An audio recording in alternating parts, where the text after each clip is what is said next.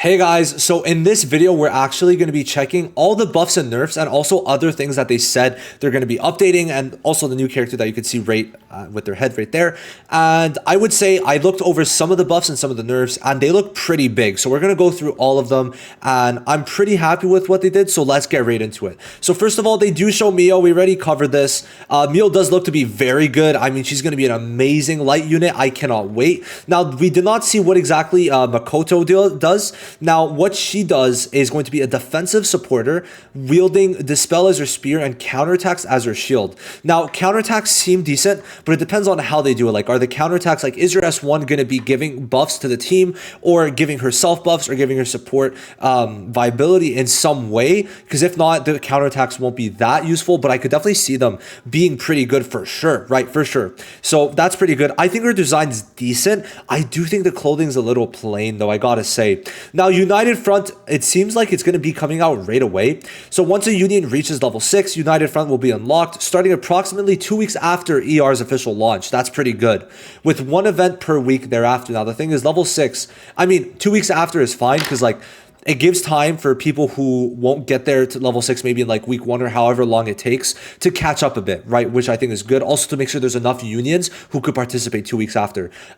Matched unions will compete by launching simulated attacks on each other's defenses to earn cooperative battle points. So defense is very important. The union with the highest points will claim victory. Wins and losses affect union rank, and higher ranks unlock advanced union badges and union banners. So I think this game was going to be really good. Extra rewards in general is always a good thing, so I'm very, very happy that we're getting this for sure. It's going to be very fun. I think people are going to go crazy for this, so it's good. Now, Shell Story is going to be a new event. I don't really need to cover it. I mean, it seems like you're going to just go through kind of like a dice event, and then get more materials. Now, Prismatic Wish event, I feel like we got something very similar, but I guess we're just going to open these with the draw, and then cool. Now, up pool event page. Holy shit. Oh my god. Oh my god. Oh, it doesn't want to. Oh my god. This character, Holden, looks so sick. And then Hoyen is back. Oh my god. Holden is here. And the skins. Damn. Wait, this skin is insanely good. These skins are really good, but they're also. Are they $68? I hope not. Now, this looks insane. So, up pool event page. Surprise moment. Limited time up pool of exclusive event pages are now open. During a featured Animus limited time up period, a dedicated event page will appear under event where players can purchase of exclusive bundles, and the corresponding Animus's limited time skins will also be available. That's sick. So it seems like for $100 just to check it out. Let's go into this. Like for, oh, apologies for that. Apologies, did not mean to do that. You could see here, let's scroll out a bit. So for $200, you're getting 4 multis, probably some other things, or the actual price is like not what it's meant to be, right? Because vouchers is off of USD. So I'm going to guess it's not the right price. But still, these look very good. Seems like Holden's going to be, and Hoyen are going to be the next units after Freya to get a featured banner, which is actually very sick. I did not see this on the first go around, so I'm actually very interested by this. Now, next up, core gameplay expansion. Anisync Echoes now includes exclusive lingual story content and unlocks challenge groups 10 to 12. Ember Trek introduces hard mode challenges. That's insane. That's really good. That's just really good. Extra content, like, who's going to complain? This game overall seems like it has a lot of fucking content, guys. So it's great. It's absolutely amazing. Now, new system features and key adjustments. So let's go through this. All right.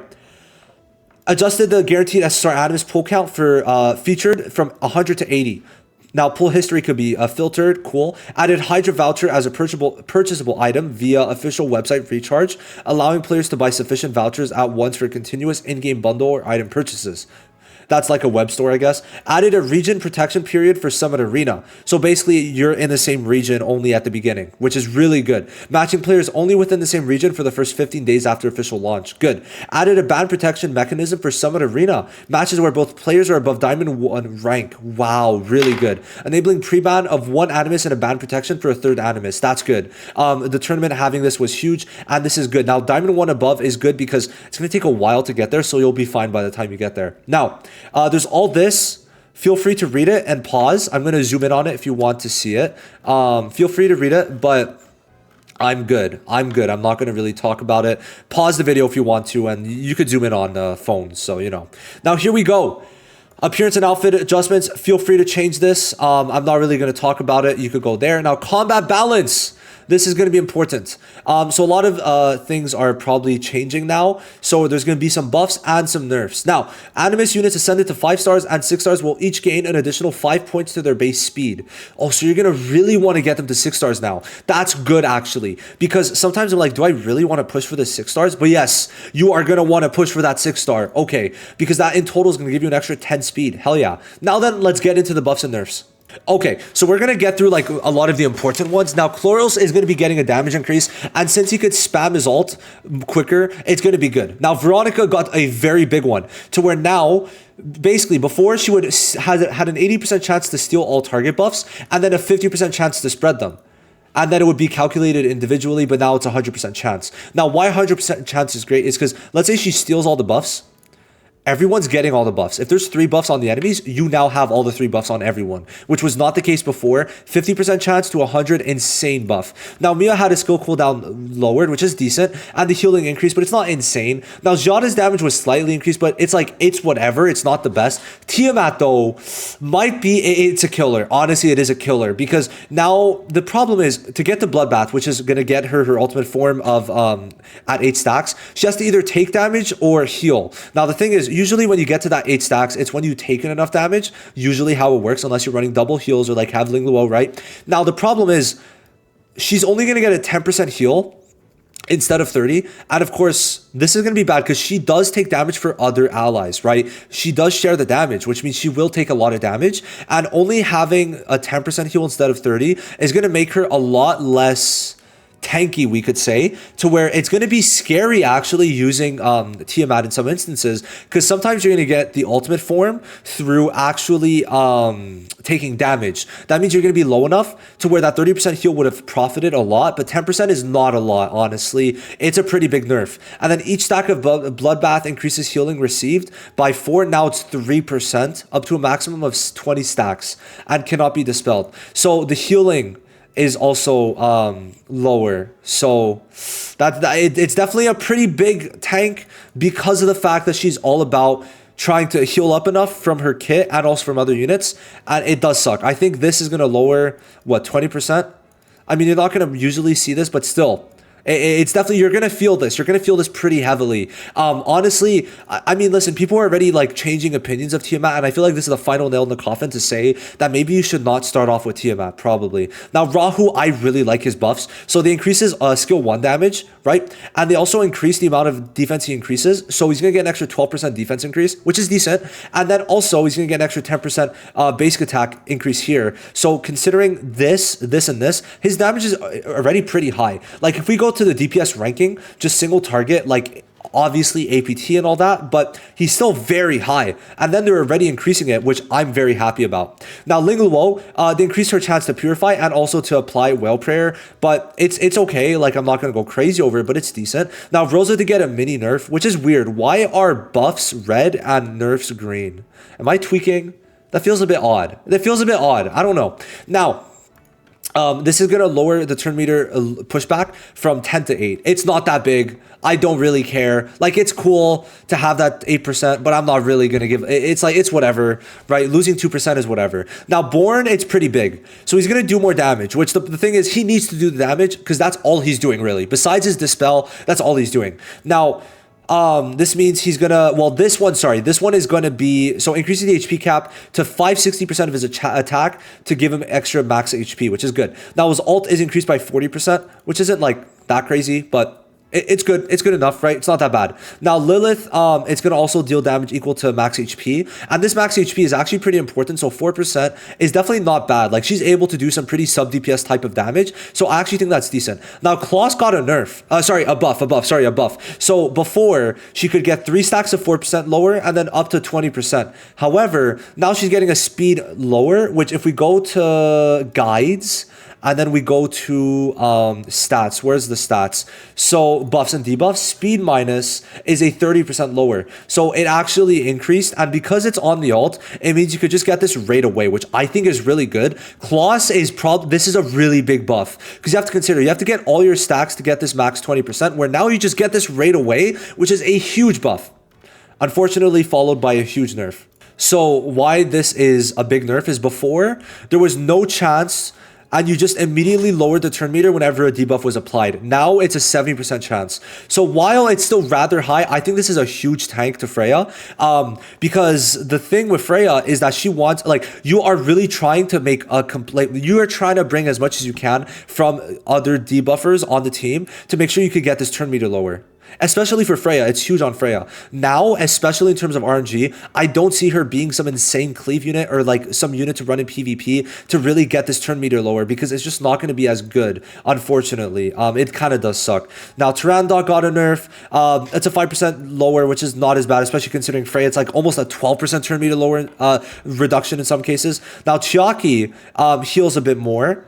Is going to heal more here and then heal more. So that's actually pretty decent. Now, Dinah, oh, she actually lowers, so it's a less of a steal of the turn meter. And then also here too, it's going to lower the amount of turn meter increase. Now, Kraken, so he has now a 65% chance to push back the target's turn meter and only a 50% chance to freeze. It's still good. I think he's still going to be good, especially a skill 2 dude, but maybe not as good for sure. I mean, it's a little change, but it's still RNG at the end of the day. However, just bump that boy with effect accuracy and you'll be fine.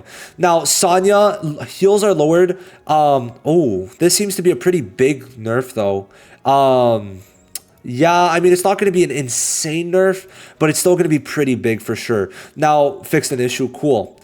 Marvel, what is the lower? So, this is a big nerf.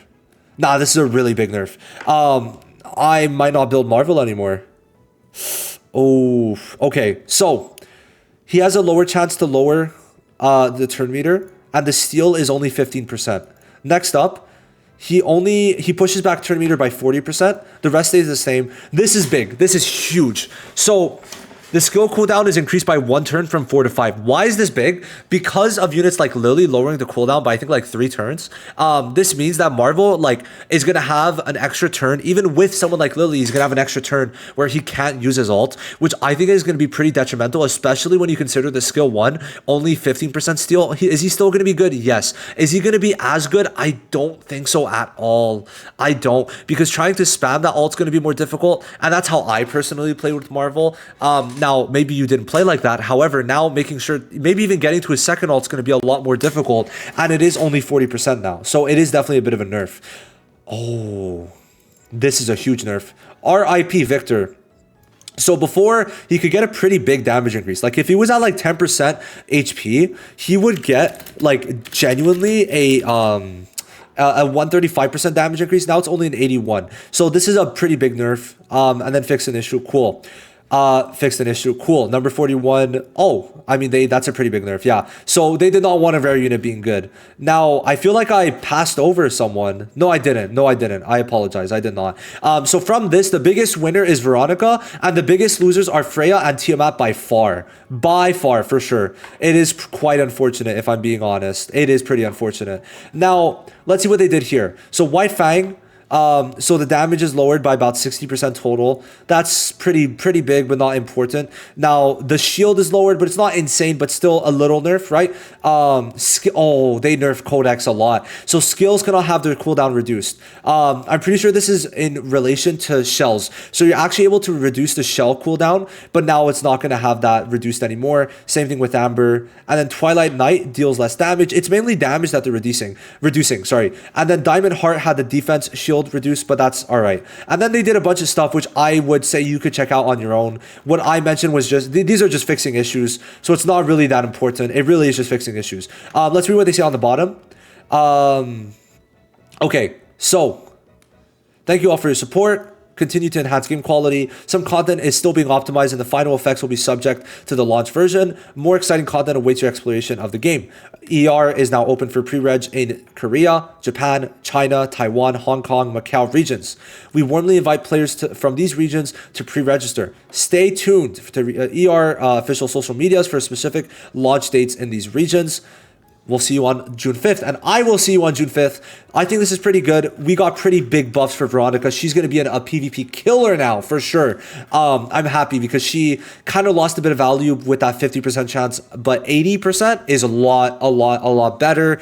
And then, of course, Tiamat might be a bit worse. I don't think she's going to be someone people are going to actually go for right away. I'll see you in the next one. Thank you for watching. Bye-bye.